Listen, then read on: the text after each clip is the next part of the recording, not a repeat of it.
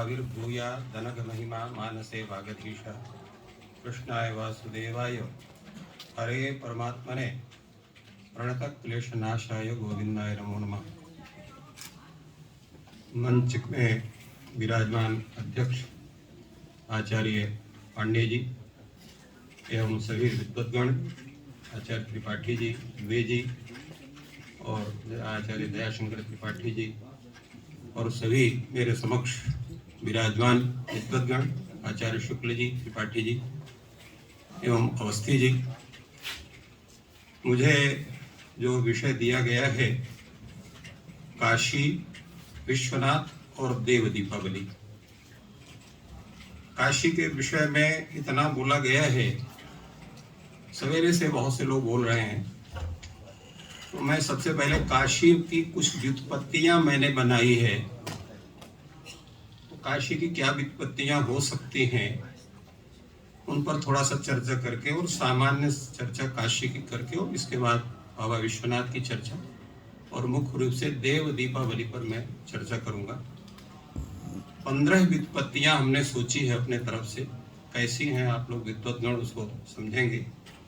काश्यते दीप्यते शिव त्रिशूलोपरि यासा काशी, काशयति प्रकाशयति शिव तत्त्वं प्राधान्येन यासा काशी, कम ब्रह्म ज्ञान सुखम अश्यते प्राप्ते यस्यां सा काशी, कम जीवन सौंदर्यम अश्यते प्राप्यते यस्यां सा काशी, कह ब्रह्मा अह वासुदेवः शः शिवः ईयन्ते प्राप्यन्ते समाराधनाभि यस्यां सा काशी, कह सूर्यः अश्नुते प्राप्नोति यां सा काशी, कह आत्मा परमात्मानं अश्नुते यस्यां सा काशी, कम शीर्षस्थानं तीर्थेषु अश्नुते प्राप्यते या सा काशी, कह कामदेवः आसमन्तात् क्षीयते तनु क्रियते साधनाभि यस्यां सा काशी, काशयति प्रकाशयति ज्ञानेन कलाभि सच्चरित्रेण विश्वं या सा काशी, काशः इक्षुरसः लक्षणया विद्यारसः सह ईयते प्राप्यते यस्यां सा काशी, कह कालः अश्यते व्याप्यते यस्यां सा काशी, कम चित्रम अश्यते अंगीभूयते शिवे यस्यां सा काशी, कह विष्णु अश्यते प्राप्यते आराधनया यस्यां सा काशी। ये 15 व्युत्पत्तियां हमने काशी की सोची थी, कैसी हैं वो तो आप लोग निर्धारण करेंगे। अब इसमें जो 15वीं व्युत्पत्ति है जो है कह विष्णु अश्यते प्राप्यते आराधनया यस्यां सा काशी, ये सही है कि नहीं, इस पर थोड़ा सा चर्चा करेंगे।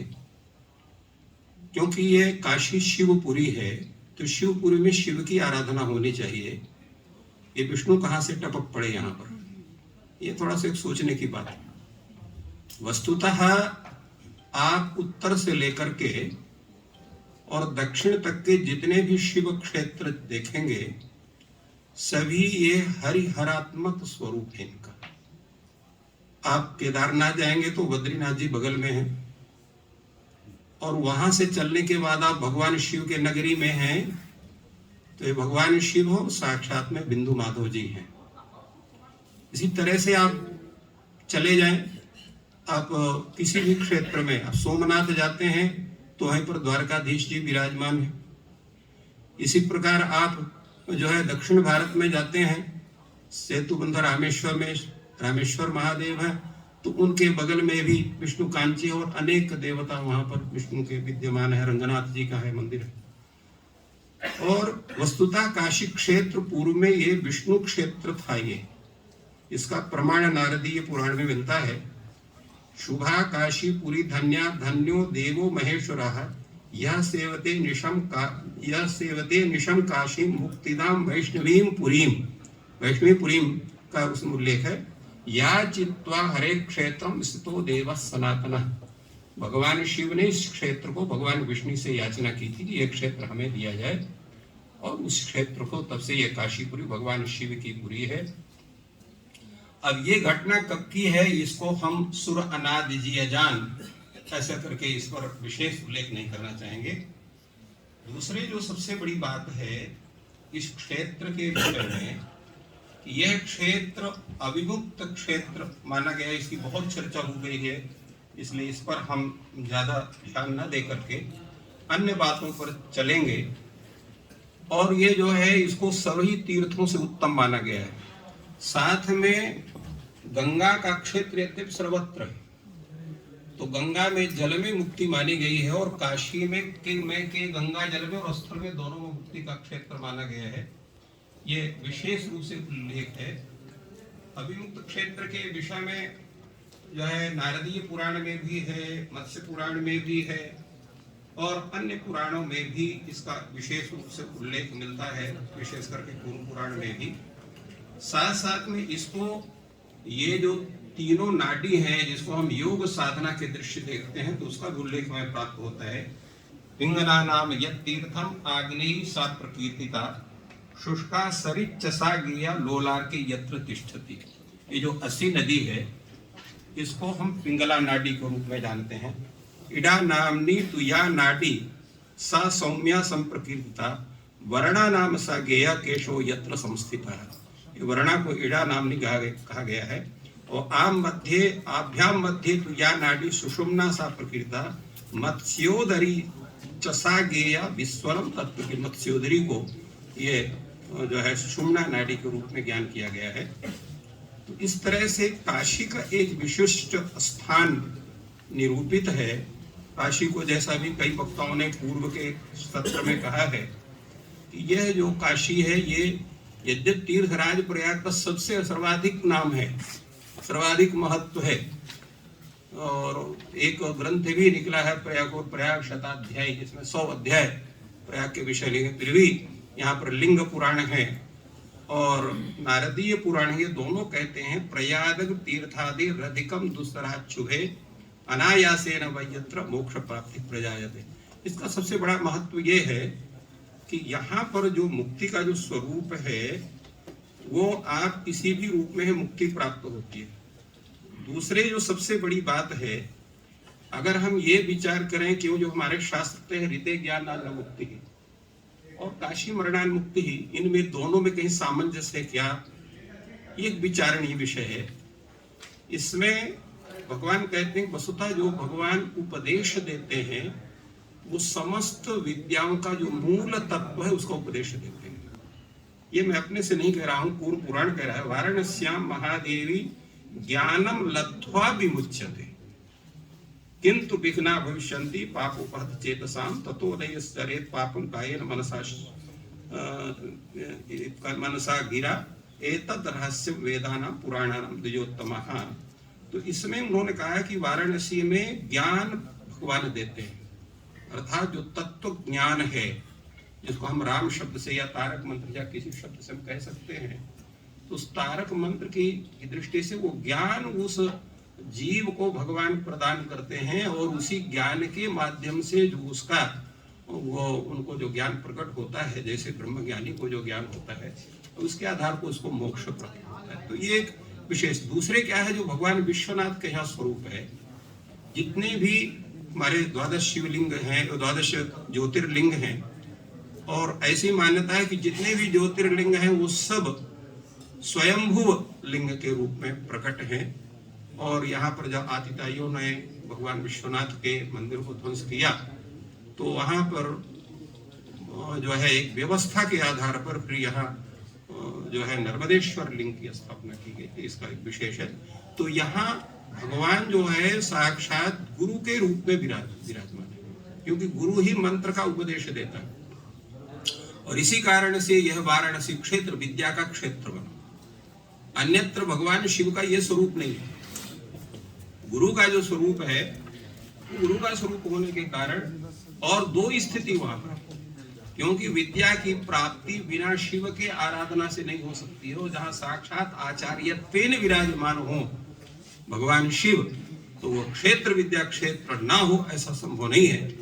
तो ये स्थिति भगवान की यहाँ पर बनती है। इसका आधार पर यह है।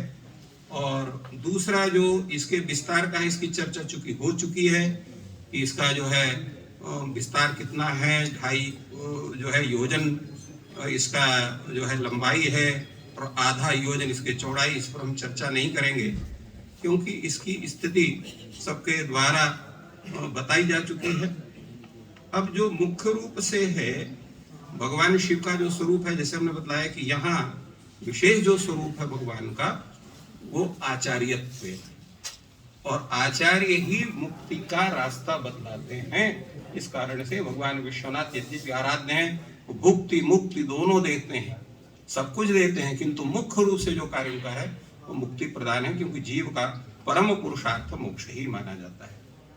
अब ये तीसरा जो देव दीपावली के विषय में जो चर्चा होती है, इस पर थोड़ा सा हम बात करेंगे।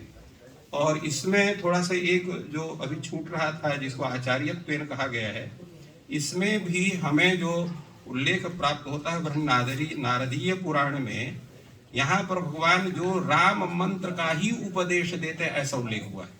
न तेषां पुनरावृत्ति कल्पकोटिशतैरपि अभियुक्ते मृत्युकाले भूतानामीश्वर स्वयं कर्मभिः प्रेर्यमाणानां करुणजाप्यं प्रयच्छति स्वयं रामेण चाप्युक्तं शिवाय शिवकारिणे अति प्रसन्न चित्तेन अभियुक्त निवासिने मूर्षोर्दक्षिणे कर्णे यस्य कस्यापि वा स्वयं उपदेक्ष्यन्ति यन्मन्त्रं समुक्तो भविता शिव अंतकाले मनुष्याणां छिद्यमानेषु कर्मसु वायुर्ना प्रेर्यमाणं स्थितैनोपजायते ये उक्तस्ते स्थिता रुद्रा भक्ति प्रीति प्रदायका।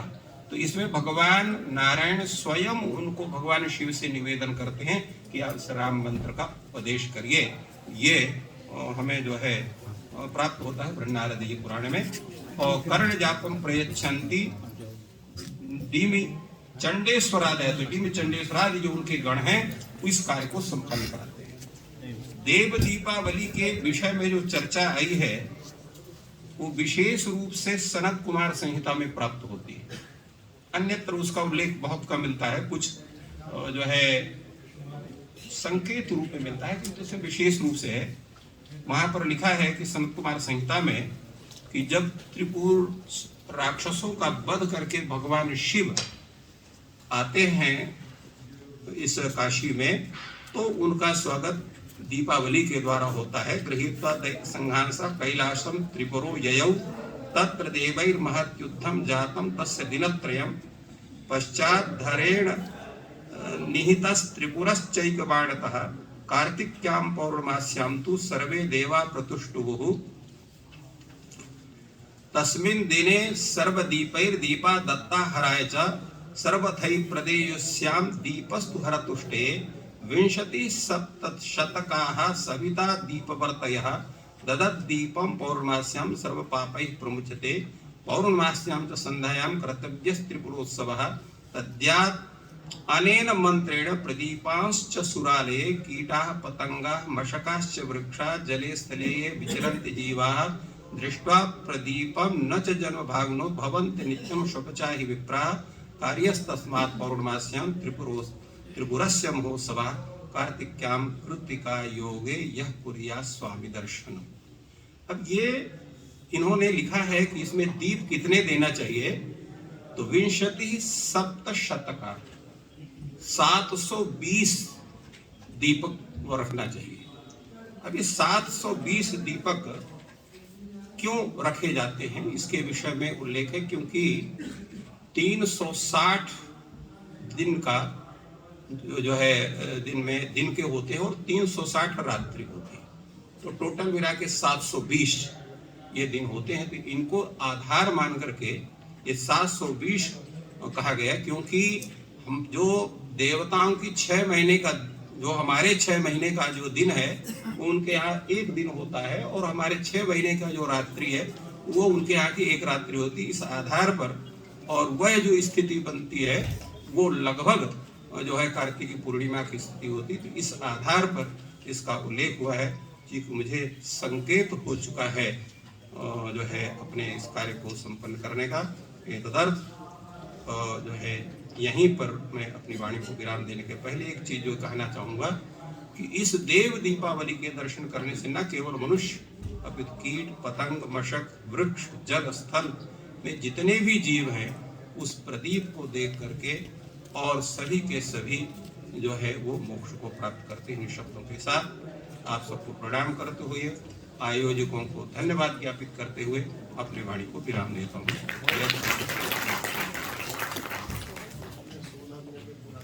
बहुत बहुत आभार सर।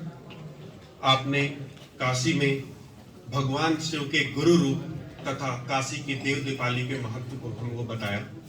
अब मैं निवेदन करूंगा प्रोफेसर सीताराम दुबे जी से कि आप आए और शिव के आयुध प्रतीक के हमको विभिन्न आयामों से हमें आह्लादित करें। प्रोफेसर सीताराम जी।